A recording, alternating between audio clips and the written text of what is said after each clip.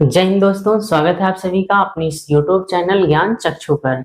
आज हम सब लोग इस वीडियो में विज्ञान कक्षा 10 की जो सीरीज चल रही है उस सीरीज में हम लोग आज गोलीय दर्पण के बारे में समझने वाले हैं कि गोलीय दर्पण किसे कहा जाता है, गोलीय दर्पण के कितने प्रकार होते हैं तथा गोलीय दर्पण से संबंधित कितनी भौतिक राशियां होती हैं।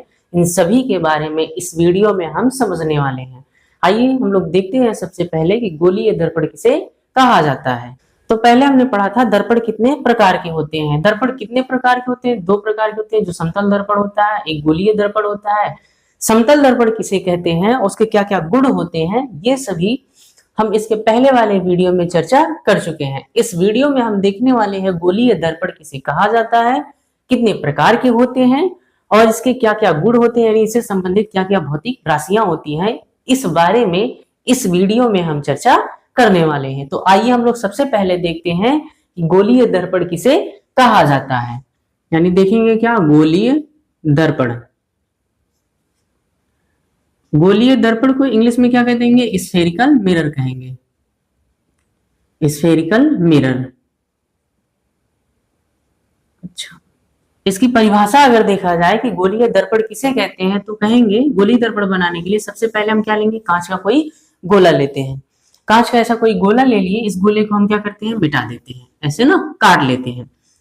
यानी कांच के गोले को हम दो भागों में काट लेते हैं। कह सकते हैं कांच का कोई पारदर्शी खोखला गोला था, वहां से हमने ये दो भाग काट लिए हैं। काटने के पश्चात हम इसके किसी भी एक तल को पॉलिश कर देंगे। जैसे देखिए ये चीज तो दिख रहा है, ये वाला जो भाग दिख रहा है इसमें कितने पृष्ठ हैं? दो पृष्ठ। एक ये वाला पृष्ठ दिख रहा है, एक ये वाला पृष्ठ। जैसे एक ये वाला हो गया चिकना वाला और दूसरा कौन सा हो गया, ये काला वाला। दिख रहा है कि नहीं? ऐसे इसके भी कितने पृष्ठ होंगे? दो पृष्ठ होंगे। एक इस साइड का होगा, एक इस साइड का होगा। ये जो पृष्ठ दिख रहा है, अगर इस पृष्ठ के हम उभरे हुए तल पर पॉलिश कर देते हैं तो भी एक पे हमको क्या मिल जाएगा, एक दर्पण मिल जाएगा। ऐसे यहाँ हम कहा इसके दबे हुए तल को पॉलिश कर देते हैं तब भी हमको क्या मिल जाएगा, एक दर्पण मिल जाएगा। ठीक है, इसके उभरे हुए तल पर हमने पॉलिश कर दिया, इसके दबे हुए तल पर हमने पॉलिश कर दिया, यही क्या बन गया, दर्पण बन गया।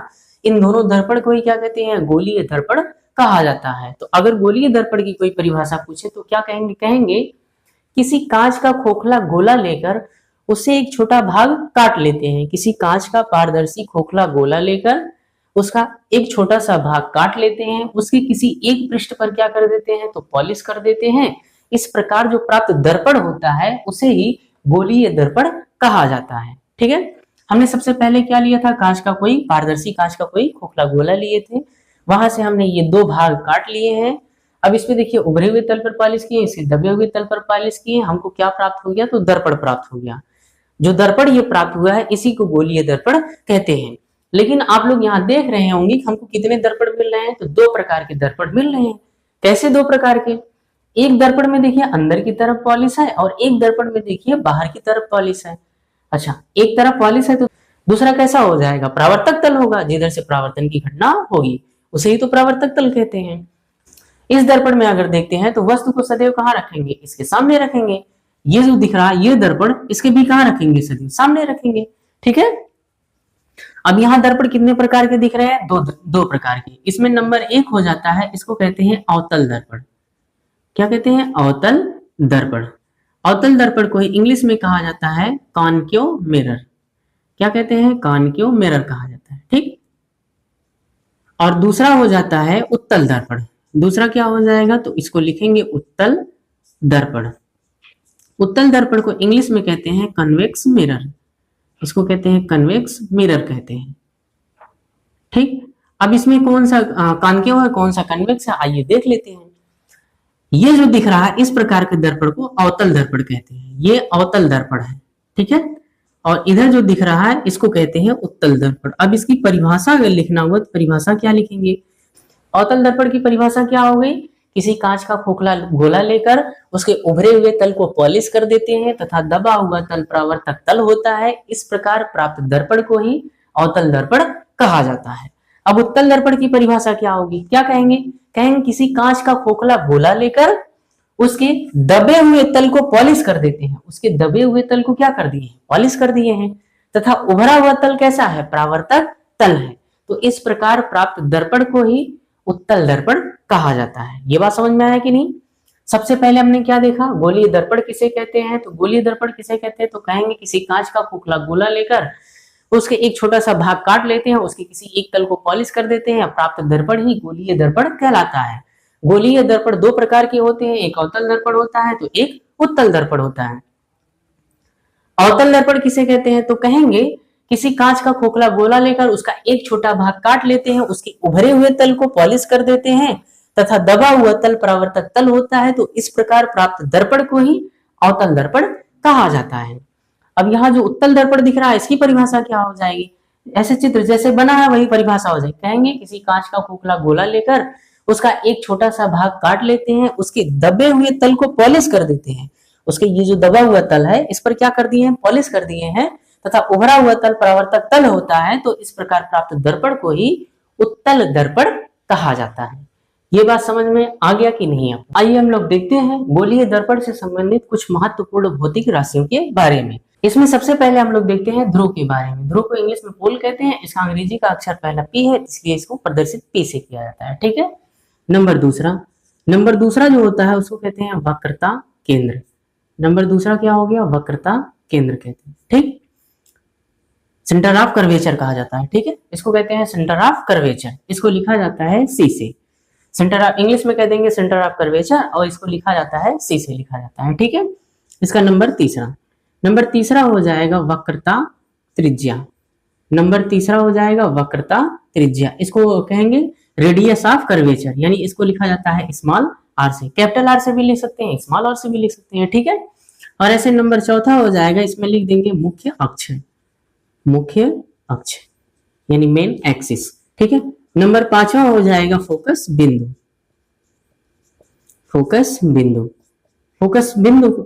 और नंबर जो छठवां हो जाएगा इसको कहते हैं, अच्छा फोकस बिंदु को लिखा जाता है कैपिटल एफ से। फोकस बिंदु को प्रदर्शित करने के लिए कैपिटल एफ का प्रयोग किया जाता है। और जो छठवां हो जाएगा इसको कहेंगे फोकस दूरी, कहेंगे, इसको लिखा जाता है स्मॉल एफ से। जो सातवां हो जाता है, सातवें में हम लोग ये जो वक्रता त्रिज्या और फोकस दूरी में संबंध देखा जाता है। ठीक है, यानी आर तथा स्मॉल एफ में संबंध क्या होता है इसके बारे में हम लोग इसमें देखते हैं। तो कुल कितनी भौतिक राशियां हो गई, 6 भौतिक राशियां हो गई। कौन कौन सी है, पहला ध्रुव है जिसको पी से लिखा जाता है, दूसरा वक्रता केंद्र है जिसको सी से लिखा जाता है, तीसरा क्या है वक्रता त्रिज्या जिसको आर से लिखा जाता है, चौथा क्या है मुख्य अक्ष, पांचवा क्या है यहाँ पर फोकस बिंदु जिसको कैपिटल एफ से लिखा जाता है, फोकस दूरी इसको छठवां हो जाएगा फोकस दूरी जिसको स्मॉल एफ से लिखा जाता है, तथा सातवां ये जो फोकस दूरी है और ये जो वक्रता त्रिज्या है इन दोनों के बीच का क्या होता है, संबंध होता है। ठीक है, अब आइए हम लोग, अच्छा देखने के लिए तो ऐसे देख लिए कितनी भौतिक राशियां होती हैं। अब आइए हम लोग इसी को यहाँ चित्र के माध्यम से समझते हैं, ये होते कहाँ पर हैं और दर्पण में कहाँ होते हैं, कैसे इसको दिखाया जाता है। ठीक है, हम यहाँ दोनों दर्पण बनाते हैं, जैसे ये अवतल दर्पण हो गया और इधर बना देते हैं उत्तल दर्पण। ठीक है, अवतल दर्पण में बाहर की तरफ पॉलिश होता है और उत्तल दर्पण में किधर होता है तो अंदर की तरफ पॉलिश होता है। ठीक है, यानी दबे हुए तल को पॉलिश करते हैं तथा उभरा हुआ तल परावर्तक तल होता है, ये तो उत्तल दर्पण होता है। अवतल दर्पण में क्या होता है तो उभरे हुए तल को पॉलिश कर देते हैं तथा दबा हुआ तल कैसा होता है तो परावर्तक तल होता है। ठीक, अब ये सभी भौतिक राशियां इसमें है कहां पर, आइए हम लोग समझते हैं। ये जो दर्पण दिख रहा है, दर्पण की जो भी लंबाई होगी इसका जो भी हम मध्य बिंदु लेंगे, यही मध्य बिंदु क्या कहलाता है, ध्रुव कहलाता है। यानी किसी भी दर्पण का जो मध्य बिंदु होता है इसे ही हम क्या कहते हैं तो ध्रुव, यानी इंग्लिश में लिखा जाता है पोल। इसके लिए भी यही हो जाएगा, यानी इसको भी पी से लिखेंगे। ये बात समझ में आएगी नहीं? ठीक है, अब इसके बाद आता है वक्रता केंद्र। वक्रता केंद्र के लिए, अच्छा ये जो काटा गया है ये किसी गोले से काटा गया है ना, ये दर्पण किससे काटा गया होगा, किसी गोले से। ये भी किससे काटा गया होगा, किसी गोले से काटा हो गया। तो उस गोले का केंद्र तो होगा ना, जैसे ये जो गोला दिख रहा है इसका केंद्र होगा कि नहीं होगा, हाँ जाहिर सी बात है। ये जो गोला दिख रहा है यहाँ जो गोला होगा इसका भी एक कुछ ना कुछ केंद्र होगा, यहाँ होगा। केंद्र कहाँ होता है, हमेशा जिधर से झुकाव उसके अंदर की तरफ होगा ना, बाहर थोड़ी होगा। जैसे इसका झुकाव अंदर की तरफ उधर है और इसका झुकाव इस साइड है। ठीक है, तो इसका झुकाव जिधर है उधर ही केंद्र होगा, इसका गोला जिधर बनेगा उधर ही केंद्र होगा। ठीक है, ये बात समझ में आएगी नहीं? ये जो केंद्र दिख रहा है यही दर्पण का वक्रता केंद्र कहलाता है। परिभाषा कैसे लिखेंगे, कहेंगे दर्पण जिस गोले से काटा गया है, दर्पण जिस गोले से काटा गया है उस गोले का केंद्र इस दर्पण का वक्रता केंद्र कहलाता है। दर्पण जिस गोले से काटा गया है उस गोले का केंद्र इस दर्पण का वक्रता केंद्र कहलाता है। इसको लिखा किससे जाता है तो सी से लिखा जाता है। किससे लिखा जाता है? सी से। इसको कहते हैं सेंटर ऑफ कर्वेचर। ठीक है, इसका पहला अक्षर सी है तो सी से लिख दिया जाता है। ये बात समझ में आया कि नहीं? अब इसके बाद देखते हैं क्या है वक्रता त्रिज्या। तो कहेंगे दर्पण का ध्रुव तथा वक्रता केंद्र के बीच की दूरी को ही वक्रता त्रिज्या कहा जाता है। यानी यहां से लेकर यहां तक की जो भी दूरी होगी इसको क्या कहेंगे? वक्रता त्रिज्या कहेंगे। ठीक, ये बात समझ में आ गया कि नहीं? अब इसके बाद देखेंगे मुख्य अक्ष किसे कहते हैं। तो मुख्य अक्ष किसे कहते हैं तो क्या कहेंगे? कहेंगे वक्रता केंद्र तथा ध्रुव को मिलाने वाली रेखा ही मुख्य अक्ष कहलाती है। ये बात समझ में आ गया कि नहीं? क्या कहेंगे? वक्रता केंद्र तथा ध्रुव को मिलाने वाली रेखा मुख्य अक्ष कहलाती है तथा वक्रता केंद्र और ध्रुव के बीच की जो दूरी होती है इसको कहा जाता है वक्रता त्रिज्या। तो यहां तक समझ में आया कि नहीं? अब इसके बाद देखना है फोकस बिंदु, फोकस दूरी तथा आर तथा एफ में संबंध देखना है। ठीक है, एक बार इसकी परिभाषा हम फिर से देख लेते हैं। ये समझने के लिए हमको दूसरा चित्र यहाँ बनाना पड़ेगा। ठीक, तो अभी दूसरा बना लेंगे, पहले इन चारों का फिर से एक बार समझ लेते हैं क्या होता है। ध्रुव, ध्रुव किसे कहते हैं तो दर्पण का मध्य बिंदु ही ध्रुव कहलाता है। फिर उसके बाद वक्रता केंद्र किसे कहते हैं तो कहेंगे दर्पण जिस गोले से काटा गया है, यह दर्पण जिस गोले से काटा गया है उस गोले का जो केंद्र होता है इस दर्पण का वक्रता केंद्र कहलाता है। ठीक, ये किसी न किसी गोले से काटा गया है कि नहीं? उस गोले का केंद्र है, हाँ केंद्र है, तो इस दर्पण के लिए यही क्या कहलाएगा? वक्रता केंद्र कहलाएगा। सिंपल सी परिभाषा है। ठीक है, वक्रता त्रिज्या किसे कहते हैं तो कहेंगे दर्पण का ध्रुव तथा वक्रता केंद्र के बीच की जो दूरी होती है उसे वक्रता त्रिज्या कहा जाता है। जब इसका दूरी को मापेंगे तो यहाँ से यहाँ तक मिला देते हैं ना, इसकी जो लंबाई होगी वही वक्रता त्रिज्या कहलाएगी। ठीक, अब यहां से लेकर यहां तक की ये जो दूरी है एक रेखा के माध्यम से इसको दर्शाया गया। हाँ दर्शाया गया, तो इस रेखा को ही क्या कहते हैं? इस रेखा को ही कहा जाता है मुख्य अक्ष कहा जाता है। ठीक है, तो इसकी परिभाषा क्या हो जाएगी मुख्य अक्ष की कि किसी भी दर्पण का जो वक्रता केंद्र होता है तथा जो ध्रुव होता है इसको मिलाने वाली जो रेखा होती है उसे ही मुख्य अक्ष कहा जाता है। तो कहेंगे वक्रता केंद्र तथा ध्रुव को मिलाने वाली रेखा ही मुख्य अक्ष कहलाती है। आइए उसको हम लोग समझते हैं कि फोकस बिंदु क्या होता है, फोकस दूरी क्या होता है और आर और एफ में संबंध क्या होता है। ठीक है, देखते हैं। हम यहाँ एक दर्पण बनाते हैं। ये कौन सा दर्पण है? इसके बाहर जब पॉलिश कर देंगे और दबा हुआ तल कैसा हो जाएगा? परावर्तक तल। ये कौन सा दर्पण हो जाएगा? अवतल दर्पण हो जाएगा। ठीक है, अभी यहाँ हम क्या बताए थे? यहाँ पर ध्रुव होता है और यहाँ पर क्या होता है? केंद्र होता है। इसको मिलाकर एक लाइन जाती है, इस लाइन को क्या कहा जाता है? मुख्य अक्ष कहा जाता है। और ये जो बिंदु होता है इसको क्या कहते हैं? वक्रता केंद्र। इसको हम आगे पीछे बढ़ा सकते हैं। ठीक है, बस इस लाइन की खासियत यही होती है कि वक्रता केंद्र तथा ध्रुव को मिला देती है। ये दो बिंदु हैं, दोनों बिंदुओं को मिलाकर ये निकल जाती है। ठीक, तो इसी को कहा जाता है मुख्य अक्ष कहा जाता है। इतना समझ में आया कि नहीं? अब अगर कोई वस्तु अनंत पर है तो वहां से जो किरणें चलेंगी, जैसे इसके सामने कहाँ वस्तु रखे हैं? अनंत पर। तो जब मतलब जब दर्पण के सामने वस्तु अनंत पर होता है तो वहां से चलने वाली जो किरणें होती हैं मुख्य अक्ष के समांतर चलती है। हमेशा कैसे चलती है? मुख्य अक्ष के समांतर। जैसे ये जा रही है, ये जा रही है, ये कैसे आई है? मुख्य अक्ष के समांतर। ये जो लाइन दिख रही है इसको मुख्य अक्ष कहते हैं। इसी के समांतर ये रेखाएं आ रही है कि नहीं? ये रेखाएं हैं क्या? तो प्रकाश की किरणें हैं। और कैसी प्रकाश की किरणें हैं? जो वस्तु अनंत पर है उससे चलने वाली प्रकाश की किरणें, ये आपतित किरण है। तो इनसे टकराएंगे तो इनका परावर्तन होगा कि नहीं? हमको पता है कि किसी भी दर्पण से टकराकर किरणें मुड़ती हैं और मुड़ने की घटना को ही क्या कहा जाता है? प्रकाश का परावर्तन कहा जाता है। उसी दिशा में मुड़ जाती है। ठीक है, जिस माध्यम से आई है उसी माध्यम की ओर जाती है टकराकर। चलिए, ये टकराकर मुड़ेंगी, ऐसे मुड़ेंगी, ये टकराकर ऐसे मुड़ेंगी। तो मुख्य अक्ष को किसी बिंदु पर काट रहे हैं कि नहीं? हाँ काट रही है। जैसे ये किरण आई है ऐसे जा रही थी, ये जो मुख्य अक्ष दिख रहा है इस मुख्य अक्ष को इस बिंदु पर काटी है कि नहीं? हाँ काटी है। वैसे ये जो मुख्य अक्ष के समांतर किरण आई है ये दर्पण से परावर्तन के पश्चात मुख्य अक्ष को किसी बिंदु पर काटी है कि नहीं? हाँ काटी है। वही बिंदु है जो ये वाली रेखा काट रही है, वही ये भी काट रही है। इसका मतलब ये है कि जो भी किरणें मुख्य अक्ष के समांतर आएंगी सभी किरणें कहां से जाएंगी? इसी बिंदु से होकर जाएंगी। और ये बिंदु ही क्या कहलाता है? फोकस बिंदु कहलाता है। ठीक है, यानी इसी को लिखा जाता है कैपिटल एफ से लिखा जाता है। ये बात समझ में आया कि नहीं? तो क्या कहेंगे? कहेंगे मुख्य अक्ष के समांतर आने वाली प्रकाश की किरणें दर्पण से टकराने के पश्चात या दर्पण से परावर्तन के पश्चात मुख्य अक्ष को जिस बिंदु पर काटती हैं उस बिंदु को ही फोकस बिंदु कहा जाता है। अच्छा, ये चीज अगर दूसरे वाले दर्पण में देखा जाए तो वहां कैसे होगा? जैसे ये दूसरा वाला दर्पण बना दे, यहाँ कौन सा दर्पण है? ये उत्तल दर्पण है। इसमें ये जो लाइन जा रही है, इस लाइन को क्या कहेंगे? मुख्य अक्ष। यहाँ जो पॉइंट होता है इसको ध्रुव कहते हैं, यहाँ जो पॉइंट होता है उसको वक्रता केंद्र कहते हैं। यहाँ किरणें कैसे आई है? तो मुख्य अक्ष के समांतर आई है, ठीक है। अच्छा, ये तो अंदर तो जाएंगे नहीं, ऐसा तो नहीं हो सकता ये अंदर जाएंगे, तो अंदर नहीं जाएंगे तो ये टकरा कर मुड़ेंगे। और कैसे मुड़ेंगे? तो ये एक नियम से मुड़ती है। यहाँ पर एक बिंदु होता है, उसी बिंदु के सीध में ये मुड़ती है, यानी इसको अगर पीछे खिसकाएंगे तो यहाँ पर ये मिल जाएंगे। ऐसे यहाँ पर भी परिवर्तित होकर जाएंगे, इसको पीछे खिसकाएंगे तो यहाँ पर मिलेंगे। यानी इसको पीछे खिसकाने पर ऐसा लग रहा है कि ये जो किरणें परावर्तित होकर जा रही हैं, ये इस बिंदु से होकर जा रही हैं। तो इस बिंदु को ही क्या कहेंगे? फोकस बिंदु कहेंगे, ठीक है। तो ये उत्तल दर्पण में फोकस बिंदु कहाँ होता है? दर्पण के अंदर होता है।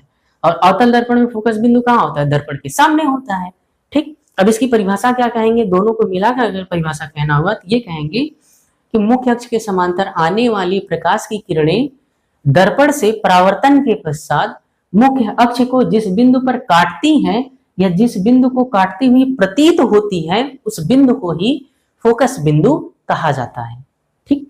इतना समझ में आया कि नहीं? अब देखेंगे फोकस दूरी किसे कहते हैं। तो ये जो ध्रुव दिख रहा है, ध्रुव से लेकर फोकस बिंदु के बीच की जो दूरी होती है, ध्रुव से फोकस बिंदु के बीच की जो दूरी होगी, इसी दूरी को ही क्या कहते हैं? फोकस दूरी कहा जाता है। यानी यहां से लेकर यहां तक की जो दूरी होती है वही फोकस दूरी कहलाती है। इसकी फोकस दूरी इस साइड है, क्योंकि फोकस बिंदु सामने है, तो इसकी फोकस दूरी इधर होगी। इसकी फोकस बिंदु कहाँ है? अंदर की तरफ है, तो इसकी फोकस दूरी अंदर की तरफ होगी। समझ में आया कि नहीं? अब इसके बाद क्या है? आर तथा एफ में संबंध है। ये क्या होता है इसको समझ लेते हैं। जैसे यहां से लेकर यहां तक की टोटल दूरी क्या कहलाती है? वक्रता त्रिज्या कहलाती है, जिसको आर से लिखा जाता है। ये जो वक्रता त्रिज्या दिख रहा है ना, ये फिक्स होता है, ये फोकस दूरी का हमेशा दोगुना होता है, ठीक। इसका क्या मतलब हो गया? जैसे यहां से लेकर यहां तक की दूरी, मान लेते हैं ये जो फोकस दूरी है कितना है? 5 सेंटीमीटर है, तो यहां से लेकर यहां तक की दूरी जिसको आर कहा जाता है, ये हमेशा कितना होगा? 10 सेंटीमीटर होगा।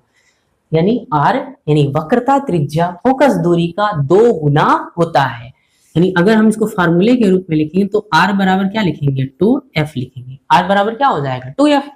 f का मान 5 है, 5 में 2 से गुणा कर देंगे 10 आ जाएगा कि नहीं? हाँ आ जाएगा। अच्छा, इसका उल्टा अगर कहना है तो इसको नीचे लेकर आते हैं, तो f बराबर क्या हो जाएगा? r/2 हो जाएगा। अब इन दोनों को हम कैसे कह सकते हैं? और जैसे कहेंगे ये चीज ठीक आपके एग्जाम में, बोर्ड एग्जाम में पूछा जाता है। क्या? सबसे पहला यहाँ प्रश्न ये बनता है कि वक्रता त्रिज्या फोकस दूरी से कैसे संबंधित है? कैसे संबंधित है? तो कहेंगे वक्रता त्रिज्या फोकस दूरी का सदैव 2 गुना होता है। दूसरा प्रश्न बनता है फोकस दूरी वक्रता त्रिज्या से कैसे संबंध है? तो कहेंगे फोकस दूरी वक्रता त्रिज्या का सदैव आधा होता है, ठीक है। वक्रता त्रिज्या फोकस दूरी का सदैव 2 गुना होता है तथा फोकस दूरी वक्रता त्रिज्या का सदैव आधा होता है। ये बात याद रखिएगा। यही आर और एफ में क्या है? संबंध है।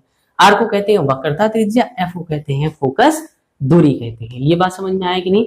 तो हमने इस वीडियो में क्या देखा? गोलीय दर्पण किसे कहते हैं तथा गोलीय दर्पण के कितने प्रकार होते हैं और गोलीय दर्पण से संबंधित क्या क्या महत्वपूर्ण भौतिक राशियां होती हैं, इन सभी के बारे में इस वीडियो में हमने चर्चा कर ली है, ठीक है। तो मिलते हैं इसके नेक्स्ट वीडियो में और हम लोग देखेंगे गोलीय दर्पण से प्रतिबिंब कैसे बनता है। हम लोग समतल दर्पण से देख चुके हैं कैसे बनता है, तो वहां बताए थे आभासी, सीधा तथा वस्तु के बराबर आकार का बनता है। अब हमको देखना है गोलीय दर्पण के द्वारा प्रतिबिंब कैसे बनता है, कहां पर बनता है, क्या क्या स्थितियां हो सकती हैं, इन सभी के बारे में हम लोग चर्चा करेंगे, लेकिन इसके अगले वीडियो में। तो मिलते हैं इसके नेक्स्ट वीडियो में इसका अगला टॉपिक लेकर। तब तक के लिए जय हिंद दोस्तों।